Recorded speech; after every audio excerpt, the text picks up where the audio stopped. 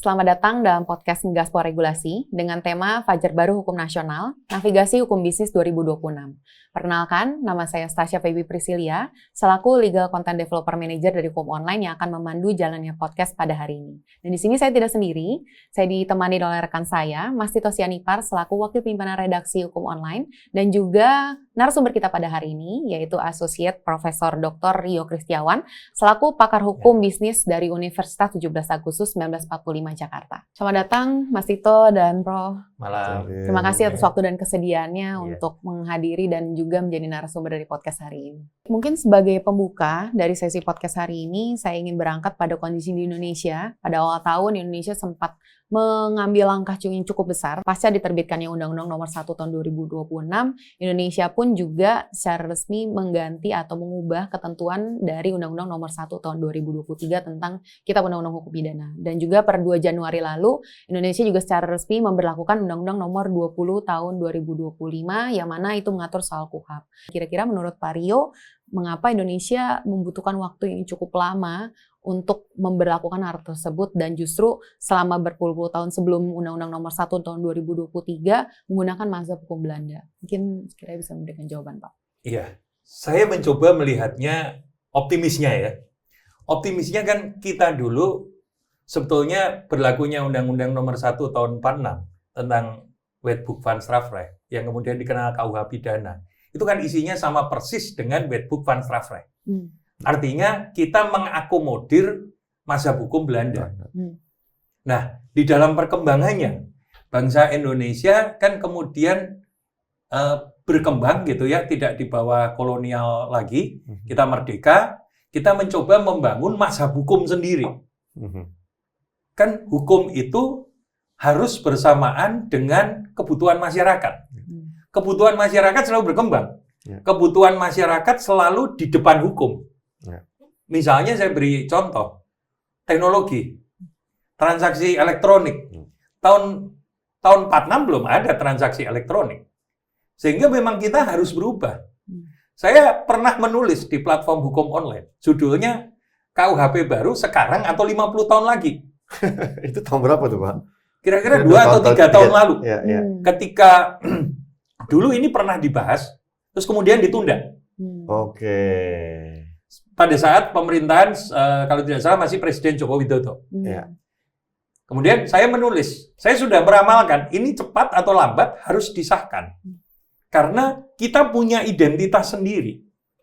Tidak bisa kita pakai copy-paste Wetboek van Strafrecht.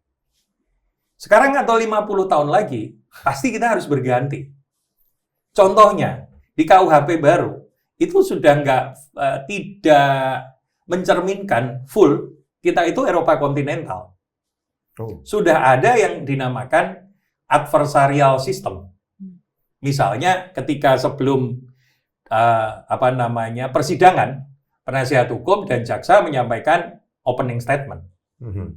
Itu kan tradisi Anglo-Saxon. Kemudian ada namanya plea bargaining. Plea bargaining itu ketika orang sudah mengaku bersalah, persidangannya menjadi lebih cepat. Simple. Itu juga akomodir dari Anglo-Saxon.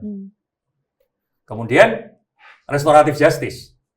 Restoratif justice itu kita mengakomodir sistem hukum adat dan sistem hukum Islam sebenarnya, walaupun sistem hukum Barat juga dikenal. Misalnya di dalam sistem hukum Islam ada namanya bermusyawarahlah engkau untuk semua urusan. Itu ada sunahnya. Kemudian sistem hukum adat kan musyawarah mufakat itu didapat dari hukum adat. Kemudian dimasukkan.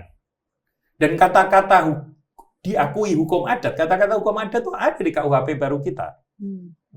Jadi inilah yang harus diterima sebagai identitas mazhab hukum kita saat ini. Nah, termasuk hukum formilnya. Nah, kemudian kan persoalannya, tadi kan saya katakan bahwa ya masyarakat selalu berkembang. Kemudian ya satu yang pasti ada satu kutipan bahwa hukum itu tidak dapat menyenangkan semua orang. Yang kedua, apakah ada jaminan dengan KUHP baru lantas lebih baik? belum jaminan juga. Tapi kita kan punya sistem, yaitu apa? Judicial review. Sekarang mulai hari-hari kemarin tanggal 5 Januari, 6 Januari, MK sudah menerima uji material KUHP baru. Ya tidak apa-apa, bagian dari proses demokrasi kan. Memang itu harus kita hadapi, dan Indonesia sudah lebih dari siap untuk itu. Pre-trialnya apa gitu? Omnibus Law. Dulu Omnibus Law itu salah satu undang-undang yang dipersiapkan cukup lama, tapi juga cukup banyak menuai gugatan di Mahkamah Konstitusi. Gitu. Tapi Bapak sendiri melihat seperti apa, Pak? Maksudnya, Bapak udah nyampaikan ada beberapa poin positif dari katakanlah berlakunya KUHP dan KUHP baru ini. Kalau Bapak sendiri menimbang sebagai akademisi nih, lebih banyak katakanlah kebaruan tadi yang positif tadi, atau katakanlah di pihak yang penggugat tadi masih banyak kurangnya nih? Lebih banyak yang mana menurut Pak Rio? Menurut saya begini, hukum itu kan baru bisa dinilai sejauh apa dia berguna untuk masyarakat. Jadi sekarang kalau saya menilai KUH pidana sekarang, penegak hukumnya saja masih meraba. Kok tahu? Karena masih banyak rapat koordinasi, surat edaran antar penegak hukum, dan lain sebagainya. Artinya kita belum merasakan penerapannya. Misalnya, apakah restoratif justice sekarang tuh lebih mudah atau lebih tidak mudah dari zaman sebelum ada KUHP ini? Kalau KUHP sekarang kan restoratif justice itu sebagai penetapan pengadilan. KUHP yang lama restoratif justice tidak perlu sampai penetapan pengadilan. Tapi kan itu belum pernah diuji. Sebetulnya kan hukum yang paling bermanfaat adalah hukum yang memberi manfaat untuk masyarakat banyak. Iya kan? Berarti itu akan teruji seiring berjalannya waktu dong ketika teruji diberlaku. seiring berjalannya waktu, sehingga kita bisa membuat satu pemikiran atau pendapat yang objektif. Apakah lapor polisi menjadi lebih mudah? Apakah misalnya restoratif justice yang tadi kita diskusi menjadi lebih mudah? Saya teringat satu asas hukum.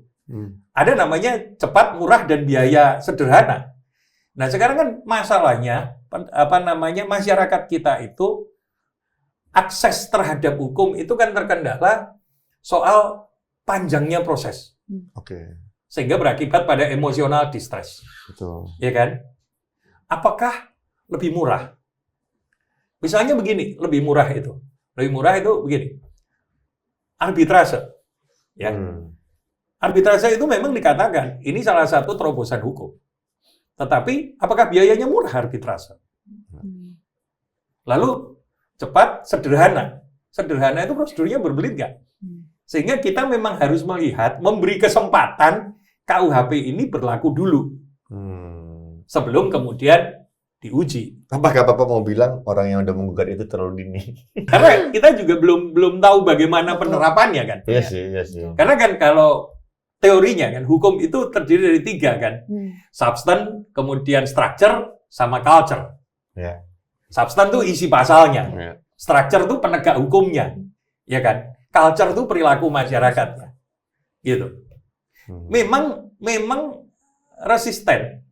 Itu tuh bagian biasa daripada produk baru. Betul. Contoh yang paling sederhana. Dulu pada saat ada ATM, orang masih lebih senang transaksi tunai. Ke kasir, Pak ya. Iya, ke kasir. Ke teller ya.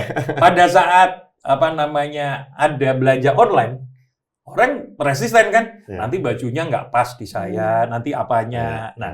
Memang resistensi itu secara sosiologis hukum biasa. Karena apa? Kebiasaan lama ditinggalkan. Artinya apa? Ada kepentingan-kepentingan yang kemudian dikhawatirkan tidak tercover oleh produk hukum yang baru. Lebih ke situ berarti Pak ya.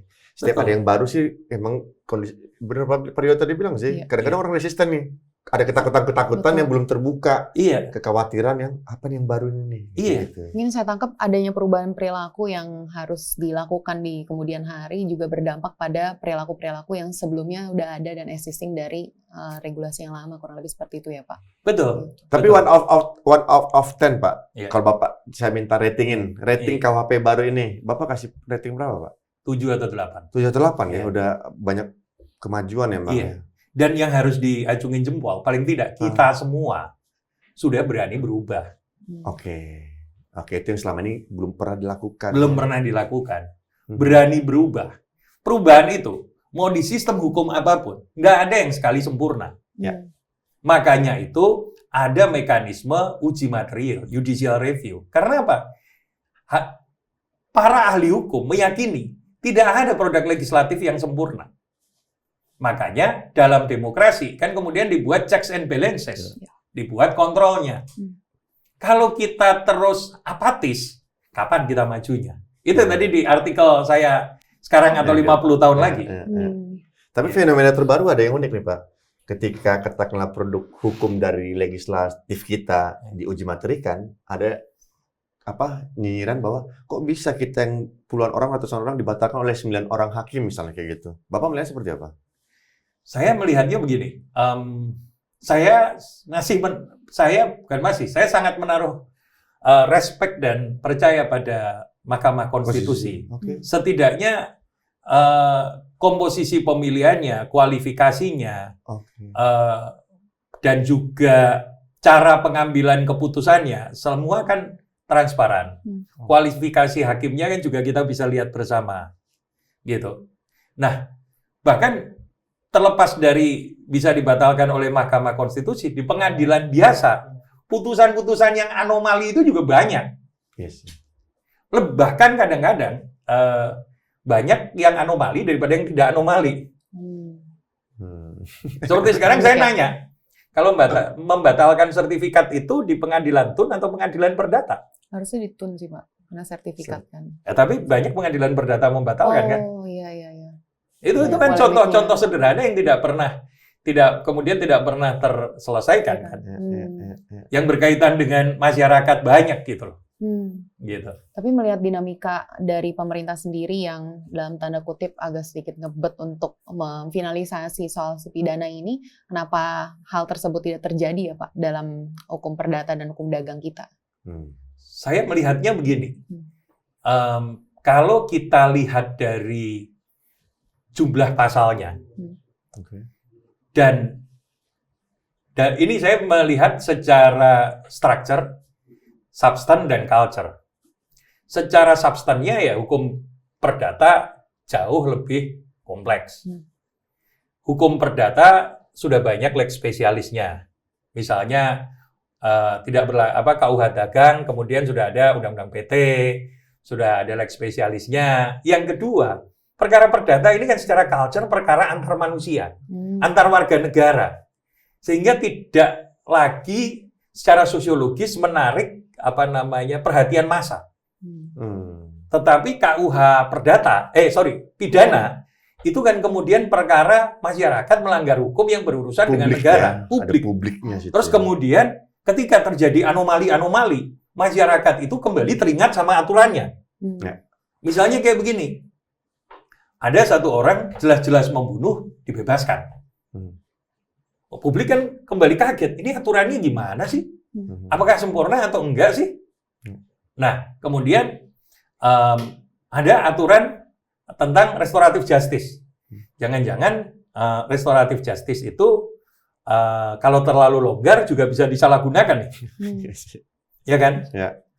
Makanya orang mulai pidana itu kan namanya saja pidana itu nestapa pengertiannya. Karena pidana itu kan tadinya tujuannya untuk balas dendam, walaupun belakangan untuk pembinaan. Ya kan? Arti pidana sendiri itu kan nestapa. Orang lebih takut. Ya kan? Lebih takut dipanggil polisi, apa lebih takut dipanggil bank karena kurang bayar kartu kredit? Polisi kan?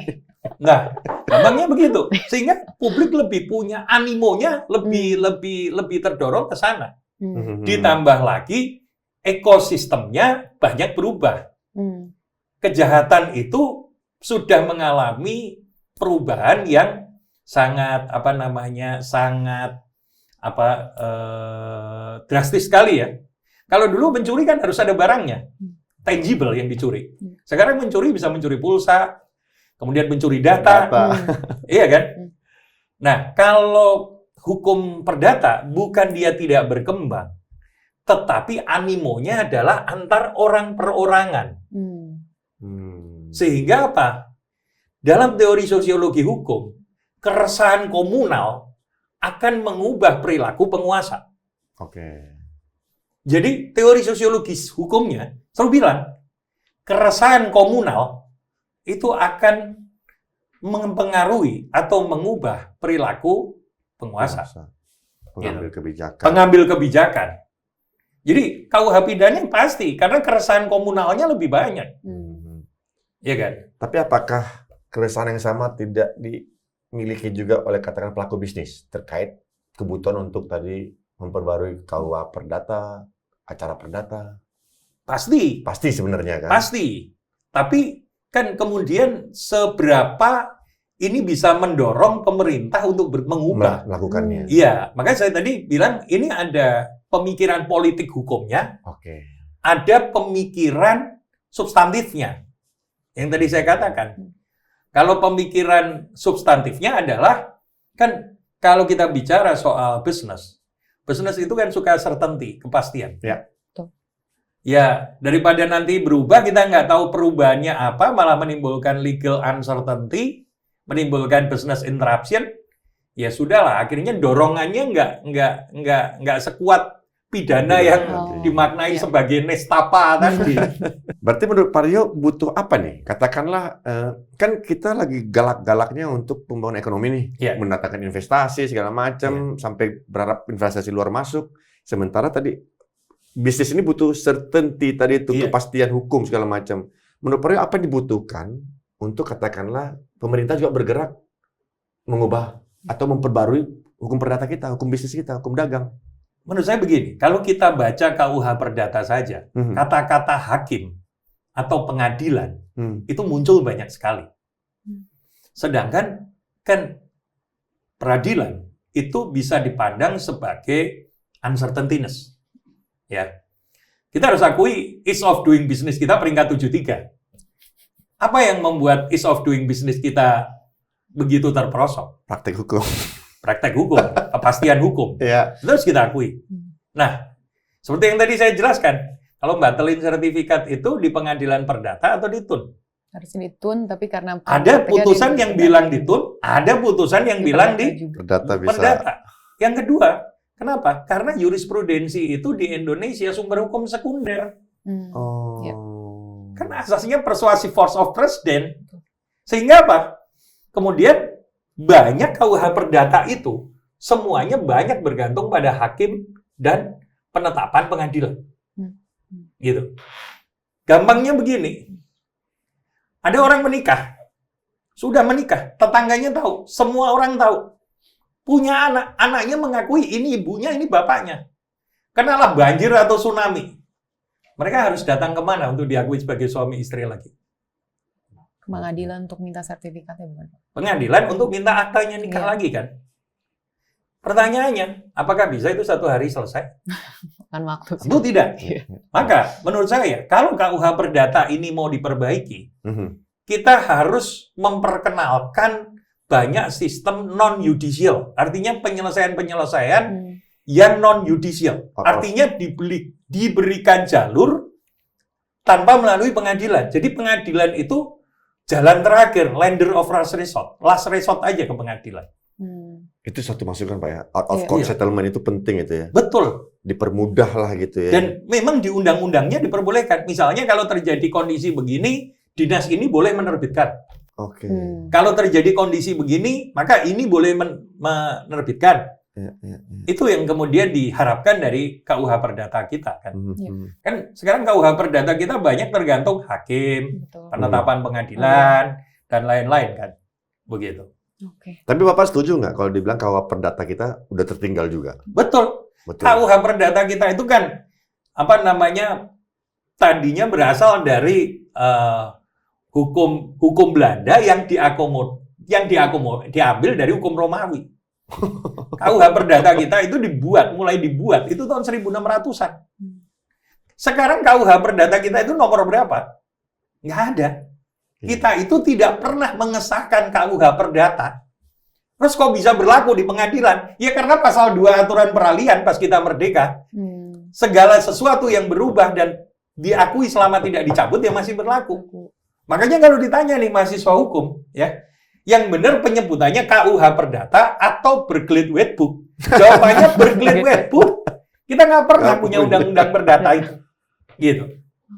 Berarti it's time Pak ya intinya ya. It's time. It's the time after pidana ini selesai semua Perdata. berjalan, perdata harus jadi konsentrasi legislator kita ya. Betul, karena tadi saya sampaikan bahwa kan ada pemahaman atau teori, ahlinya namanya Talcott Parsons. Ekonomi, politik, hukum. Hukum perdata ini banyak berkaitan dengan kepentingan-kepentingan ekonomis. Ya mewaris, jual beli, dan lain-lain. Sehingga jika ini tidak diperbaiki, ini akan berdampak pada banyak kepentingan ekonomi seperti investasi tadi. Gitu. Terjawab sih Pak, terkait dengan kebutuhannya memang tidak seurgensi itu untuk mengubah si KUH Perdata, tapi Soal memang kepentingan kali Pak betul. ya. Nggak ada Karena yang keresahannya tidak keresahan sebesar, kolektif. iya, betul. iya, Karena iya. keresahannya Keresahan antar tadi individu itu, ya. sehingga pidana yang justru keresahannya akan berdampak banyak ke masyarakat. Secara culture, pidana dianggap lebih urgent. Iya. Iya, iya. Oke. Apa perlu kita ciptakan keresahan-keresahan di bisnis itu, Pak? Supaya terdorong. Sebenarnya begini, kalau kita lihat secara indeks, sudah resah. Ease of doing business kita sudah peringkat 73. Iya sih. Iya kan? Sekarang mengurus perizinan juga tidak mudah. Iya. OSS kita apakah juga mudah? Iya. Jual beli saham kita, kalau kita jual beli saham, apakah satu hari selesai? Nah. Mengurus sertifikat lama, sengketa sertifikat juga lama. Iya. Iya. Gitu. Nah, itu menarik Pak. Bapak tadi bilang soal terkait dengan investasi, kemudian perizinan susah segala macam. Iya. Tapi bukankah ada Omnibus Law kemarin, Pak? Iya. Bapak kok nereng apa sih Omnibus Law? Omnibus Law itu secara cita-cita baik. Oke. Karena gini, Secara filosofisnya secara bagus. filosofisnya baik. Karena kita itu tadinya Omnibus Law itu dibuat karena over regulated. Oke. Banyak aturan yang tumpang tindih. Nah, Omnibus Law itu sejarahnya di pairing dengan yang namanya OSS. Kalau kita lihat dari tahun lainnya ya, Online Single Submission. Itulah dipicu Omnibus kita yang pertama kan CK, sebelum kesehatan dan sektor keuangan. Cipta Kerja. Cipta Kerja. Nah, dalam perjalanannya, Omnibus kita yang tadinya mau merampingkan leg spesialis itu, justru menambah leg spesialis. Untuk aturan turunannya. Betul. Ya. Kalau kita lihat 3 omnibus kita, omnibus CK, omnibus kesehatan, dan omnibus sektor keuangan, semuanya dilakukan berdasarkan PP. Oke. Semuanya dilaksanakan berdasarkan PP. Jadi klaster ini mengubah ini, Butuh PP. lebih detailnya PP. Lebih celakanya lagi ada kata-kata PP ini dibuat sekian tahun kemudian. Kalau kita lihat nih omnibus sektor keuangan, kata-katanya begitu. Artinya, dan banyak yang sampai terlampaui waktu, PP-nya nggak jadi. Gitu.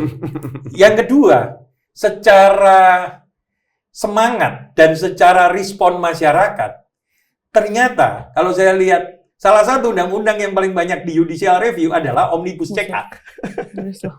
Kalau kita lihat posturnya sekarang, anatomisnya sekarang sudah compang-camping. Banyak yang sudah diubah MK, dicabut MK, dan lain sebagainya. Jadi kan sebenarnya kita tadinya itu mau rekodifikasi. Ciri-ciri rekodifikasi itu adalah mengumpulkan semua jadi satu. Makanya dinamakan omnibus. Omnibus ini artinya single bus, bahasa Latinnya ya, single bus, satu bus untuk banyak muatan. Kemudian di Anglo-Saxon diterjemahkan omnibus bill. Oke. Satu undang-undang muatannya banyak gitu. Kalau kita di Eropa kontinental namanya kodifikasi, rekodifikasi. Tujuannya supaya apa? Nggak kebanyakan leg spesialis. Penyederhanaan. Penyederhanaan. Tetapi ternyata ada faktanya. Selain tetap mengeluarkan undang-undang leg spesialis, omnibusnya compang-camping. Banyak yang sudah kemudian dibatalkan, diubah oleh MK. Coba sekarang membaca undang-undang CK itu nggak gampang loh. Betul Pak. Tidak mudah. pasalnya banyak, sudahlah begitu, banyak diubah sama putusan MK, ada yang dicabut, ada yang sudahlah dicabut MK, PP-nya tetap berlaku. Jadi, kondisi omnibus itu seperti itu. Padahal dulu, kadang-kadang jadi game changer kan. Iya, betul Pak. Makanya kita itu harus menentukan sebetulnya. Kita itu mau dekodifikasi. Ya sudah, kalau dekodifikasi, kita balik ke like spesialis. Masyarakat butuh undang-undang tentang teknologi. Kita bikin undang-undang tentang teknologi. Masyarakat butuh undang-undang tentang transaksi elektronik, ya bikin transaksi elektronik. Tergantung apa yang menjadi kebutuhan masyarakat. Artinya, legislator harus benar-benar menyerap aspirasi masyarakat yang berkembang. Betul, Pak. Kalau omnibus ini kan diprediksi, ya. Omnibus ini kan memprediksi kebutuhan-kebutuhan yang akan timbul ke depannya. Yang kemudian ya bisa jadi tidak sesuai. Seperti saya kasih contoh, lingkungan. Dulu lingkungan itu di Undang-Undang tentang PPLH 2009 itu kan lingkungan itu kan strict liability. Iya. Salah apa? Pidana. Apapun kesalahannya itu pidananya Anda. Strict liability. Tetapi di Omnibus Law dibilang pembuktian berdasarkan kesalahan, liability based on fault. Jika liability based on fault tidak terbukti, sanksinya administratif. Di kemudian hari apa? Diabaikan, pidana lagi. Dan terkesannya keberadaan dari Omnibus Law ini justru hanya sebagai dalam tanda kutip kulit bagi pemerintah untuk menyederhanakan, padahal implementasinya justru malah merumitkan dan malah jadi leg spesialis lagi ya Pak? Betul. Sekarang saya kasih contoh. Berapa banyak putusan pengadilan yang mengutip Omnibus Law? Menarik deh. Iya, menarik sih. Menarik itu. Hampir nggak ada. Menarik itu. Pengalaman saya sebagai ahli, jarang sekali berdebat tentang Omnibus Law di pengadilan. Nggak dipakai. Iya. Semua pakai apa? Undang-undang spesialis. KUH Perdata, KUH Pidana. Langsung sektoralnya. Sektoralnya. Gitu. Jadi, kemudian ketika instansi menerbitkan rujukan gitu, seperti izin dan lain-lain, berapa banyak yang dipakai rujukan oleh pemerintah? UCK. Iya sih. Nggak terlalu banyak berarti. Benar sih. Nggak terlalu banyak. Padahal pada saat pembuatannya kurang berdarah-darah apa. Iya. Betul. Dari pasal ribuan pasal dalam Omnibus Law ternyata justru malah tebel loh Omnibus Law itu. Tapi ternyata tidak digunakan dalam tanda kutip secara tidak sesuai dengan apa rancangan yang awal diharapkan. Dari awal. Berarti untuk konteks itu apakah menurut Bapak perlu audit regulasi terhadap CK ini? Betul. Kita secara mazhab, kita itu perlu menentukan kita itu mau pakai omnibus atau tidak. Itu dulu nih. Atau kita cukup nyaman dengan leg spesialis saja. Masing-masing ya. Karena kalau memang nanti ujungnya toh di judicial review, kalau keliru. Judicial review itu mekanisme yang baik dalam demokrasi. Toh pakai undang-undang leg spesialis aja udah. Karena jelas kebutuhan masyarakatnya. Jelas ada kekosongan hukum. Gitu. Jadi sebenarnya dari penjelasan Bapak jadi timbul pertanyaan nih saya terkait dengan Omnibus Law. Saya merasa memang terkesannya ada fragmentasi dari undang-undang secara besar ke undang-undang sektoral. Nah, apakah hal tersebut dapat memungkinkan terjadinya loophole ya Pak dari sisi hukum? Iya, karena gini loh. Harusnya tingkat undang-undang itu kan sifatnya preskriptif, pedoman, guidance, apa yang boleh dan tidak boleh. Nah, banyak sekali di dalam UU CK itu sifatnya masih filosofis, belum operasional. Operasionalnya menunggu peraturan lebih lanjut. Belum sempat muncul peraturan lebih lanjut, sudah di MK-kan. Atau justru muncul leg spesialis yang beda banget. Baru lagi. Maka sering muncul pertanyaan, baik di kalangan mahasiswa, kawan-kawan, penasihat hukum, sering nanya, ini sudah diputuskan Omnibus Law begini, tapi kok undang-undang leg spesialisnya beda. Terus bagaimana? Jadi memang kita itu harus menentukan masa depan omnibus kita itu. Yang cita-citanya untuk game changer,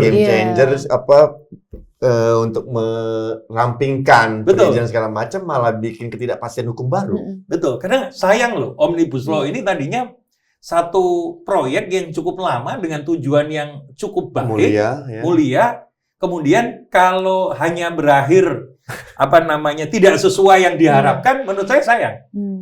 Maka kita harus menentukan lagi, omnibus ini mau dibatalkan atau tetap berlaku, atau mau seperti apa gitu, arah kebijakan hukum kita ke depannya gitu. Tapi timbul lagi nih Pak pertanyaan dari saya terkait dengan penjelasan Bapak. Menurut Pak Rio sendiri, bagaimana dari sisi pandangan Bapak untuk menavigasi hal ini? Terlebih balik lagi pandangan dari sisi misalnya mahasiswa ataupun akademisi ataupun dari para penegak hukum ataupun dari praktisi hukum pun juga mengalami dalam tanda kutip kesulitan lah untuk menghadapi perbedaan dan fragmentasi regulasi ini.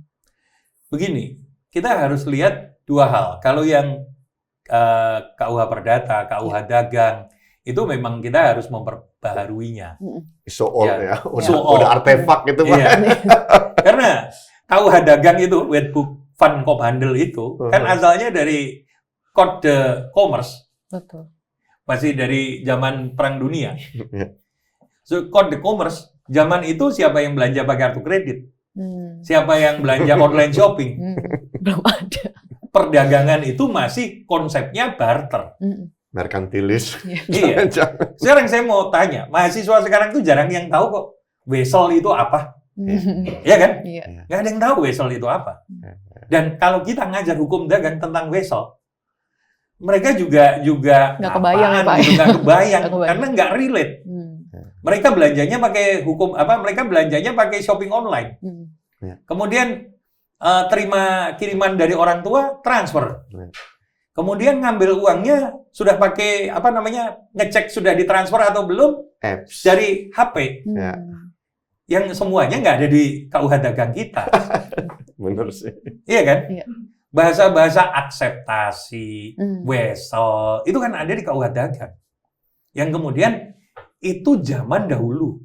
Sebelum kehidupan masyarakat berkembang seperti sekarang. Memang harus dibenahi. Kalau terkait dengan model omnibus, emang kita harus mengevaluasi. Dan kita harus menentukan kalau memang mau tetap dengan model omnibus, ya kita harus menyusun yang, misalnya gini, dulu ada kritik ketika membuat omnibus kan masyarakat tidak dilibatkan, kurang partisipasi publik. Itu kan muncul di sidang MK omnibus kan. Karena karena omnibus itu kan sempat dinyatakan inkonstitusional bersyarat. Kalau ingat loh. Betul, Pak. Karena kurangnya minimnya partisipasi publik. Ya kalau memang kita mau benar omnibus, ya mari dibuat sesuai dengan partisipasi publik, sesuai dengan ketentuan lah ya. Kan kita juga toh punya Undang-Undang P3 ya, pembentukan peraturan perundang-undangan. Atau kita dengan jenderal harus mengakui kayaknya ini bagian dari proses kita yang tidak tepat. Sehingga ya sudah kita cabut, kita ganti. Nggak perlu begini. Kebijakan politik hukum tuh berganti boleh. Wajar lah. Itu bukan kesalahan. Iya. Justru sebuah kesalahan ketika tidak tepat diteruskan. Iya, betul. Karena kan negara-negara besar, Amerika, negara-negara Eropa, negara-negara yang maju, mengganti peraturan perundang-undangan itu biasa. Nggak apa-apa. Asal basisnya kuat. Betul. Gitu. Apakah terkait dengan penggantian peraturan perundang-undangan yang misalkan diperlukan, itu bisa menjadi salah satu solusi Pak untuk menjaga agar regulasi di Indonesia pun tetap harmoni satu sama lain, entah itu lintas sektor ataupun lain-lain sebagainya. Nah begini, harus kita lihat pada konteks politik hukum. Tujuannya dibuat apa undang-undang ini, gitu ya. Kalau tujuannya lintas sektor, artinya POV-nya kan harus sektor apa yang mau dititik beratkan, ditonjolkan. Seperti contohnya Undang-Undang Perlindungan Konsumen, ya sudah pasti fokusnya ke konsumen. Misalnya Undang-Undang Persaingan Usaha, ya sudah pasti mengatur kegiatan usaha. Jadi memang substansi dari undang-undang itu perlu. Nah, akurasi substansi itu penting ketika partisipasi publik optimal, luas. Betul. Karena kan undang-undang ini pada akhirnya kan adresatnya masyarakat. Ya, berlaku Umum. semua, ya. Undang-undang ini kan ada dua. Ada yang dibuat dengan adresat terbatas, Oke. ada yang dibuat dengan adresat luas. Oke. Kalau kita belajar ilmu perundang-undangan, kan ada adresat dikenal.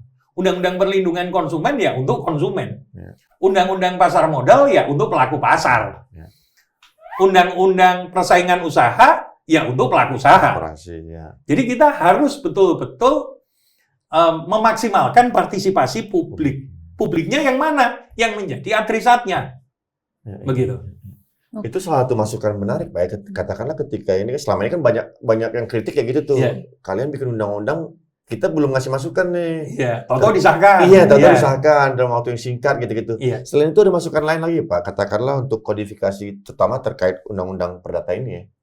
Hukum bisnis ini tuh yang Iya. perlu banyak perbaikan, apalagi udah ada revolusi digital kan. Betul. Yang Bapak bilang tadi, anak sekarang nggak kenal Excel. Iya. Ini semua di HP selesai semua kan. Betul. Apa masukan lain, Pak, untuk konteks itu, Pak?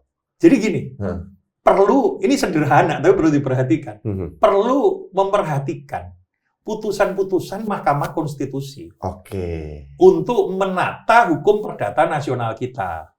Ya, saya bicara materialnya dulu. Ya. Saya beri contoh, jaminan fidusia. Oh. Jaminan fidusia itu sudah berkali-kali, undang-undang jaminan fidusia itu sudah berkali-kali diubah oleh Mahkamah Konstitusi. Pertanyaan saya, fidusia itu masih jaminan khusus atau udah jaminan umum?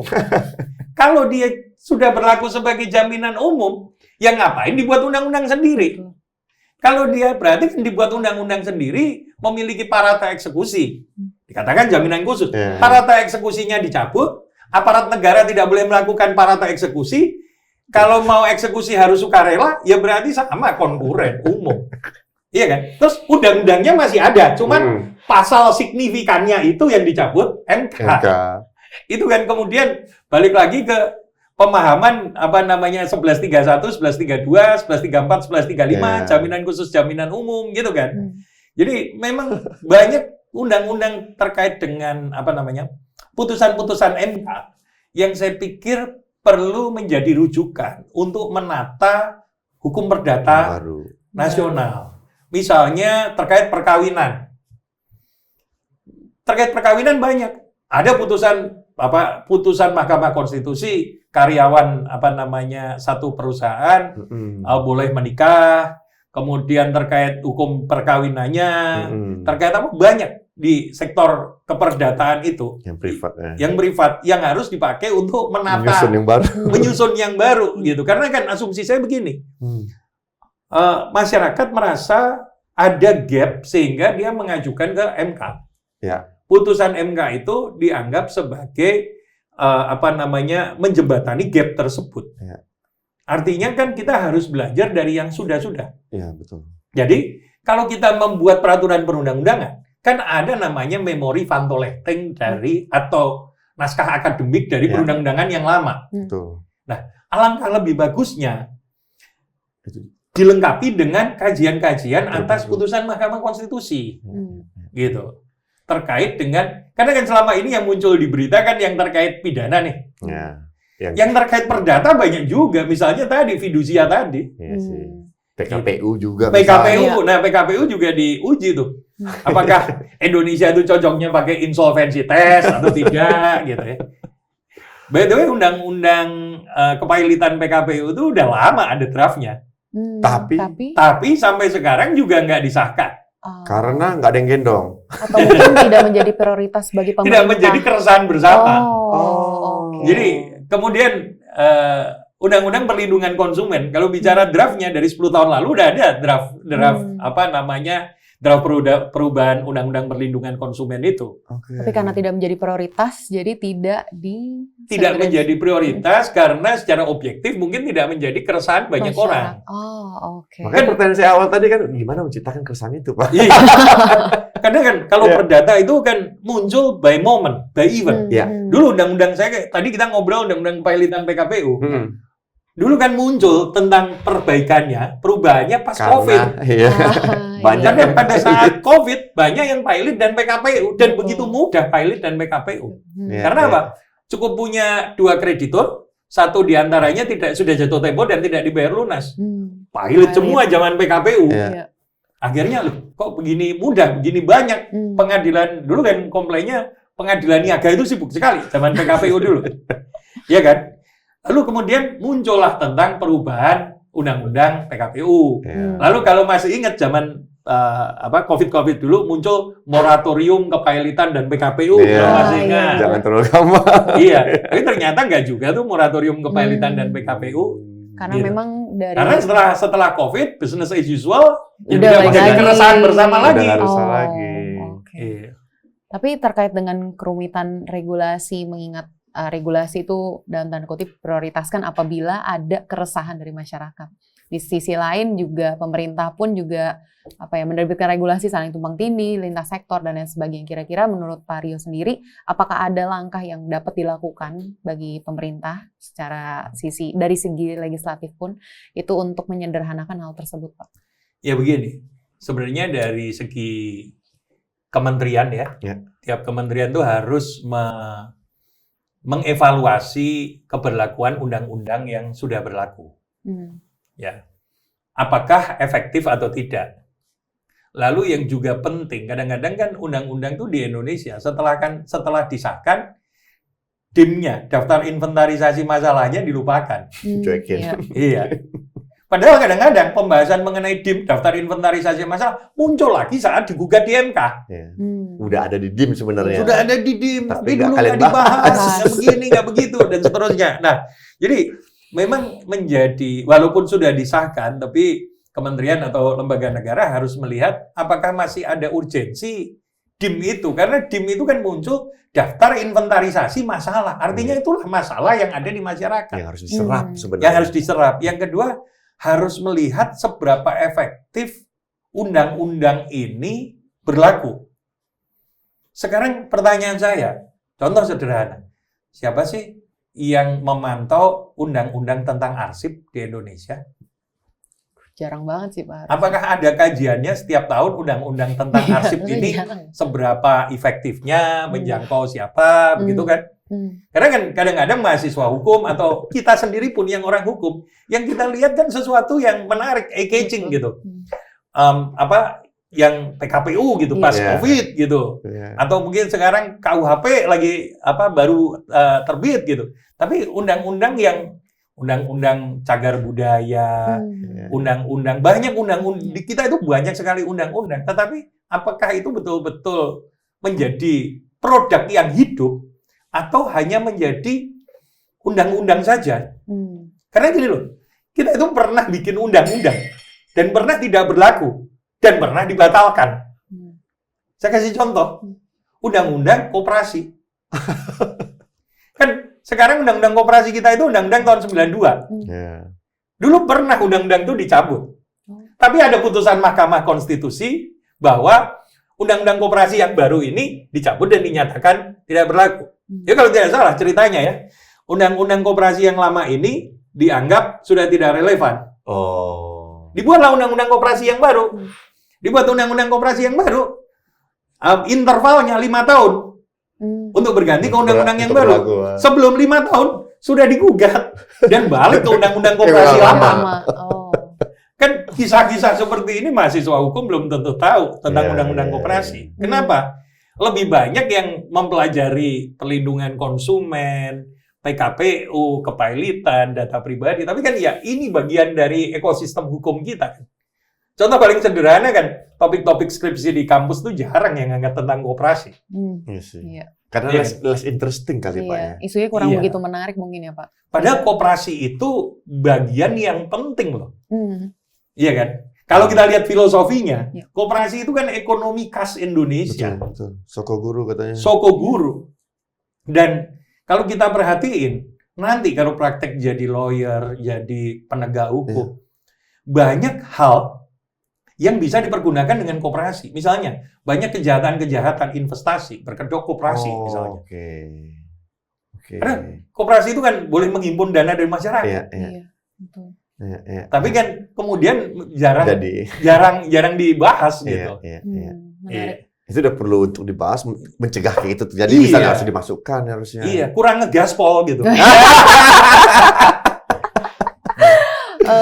Ada pertanyaan lagi Pak terkait dengan penjelasan Bapak. Mungkin apakah adopsi dari hukum teknologi atau legal tech ini bisa menjadi salah satu solusi untuk menjembatani gap antara apa yang terjadi di lapangan dan kesulitannya? Betul. Karena begini loh. Teknologi itu kan memahami kebutuhan manusia. Jadi kan bukan manusia memahami teknologi. Betul.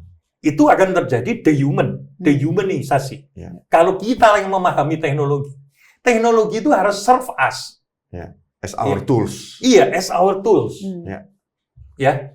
Jadi kan artinya apa? Teknologi itu bisa menjawab apapun kebutuhan kita, ya. Di saat kita belum yakin untuk membagikan kepada orang lain. Teknologi itu ada dua nih yang ingin saya katakan. Teknologi itu adalah orang terdekat kita saat ini. Kalau saya ingin nanya apapun yang barangkali saya tabu untuk katakan pada orang lain, takut, malu. Dan lain-lain. Misalnya kalau Mbak Stacy tiba-tiba tanya ke orang tuanya, kalau penundaan kewajiban pembayaran utang tuh apa sih? Pasti segan kan? Ini pasti takut ditanya. Punya utang memang nggak? Iya kan? Maka lebih enak apa? AI, Google. Kan dia orang terdekat kita. Iya kan? As our tool. Yang kedua, memang masa depan dunia itu cukup bergantung pada AI. Makanya kan pilihannya kita digunakan AI atau sebaliknya kita digunakan AI itu kayak begini. Manusia kemudian kan banyak membuat konten yang tidak bertanggung jawab dimasukkan di internet. AI itu salah satu cara bekerjanya kan mengambil database dari internet. Itu maka kalau begitu caranya akan terjadi dehumanisasi. Yang terbaik adalah AI in our side. Manusia tahu kebutuhannya. Gitu. Salah satu profesi yang tidak tergantikan oleh AI itu lawyer. Jadi bukan argumentasi kita berdasarkan AI, tetapi data yang ada pada AI itu sebagai rujukan argumentasi kita.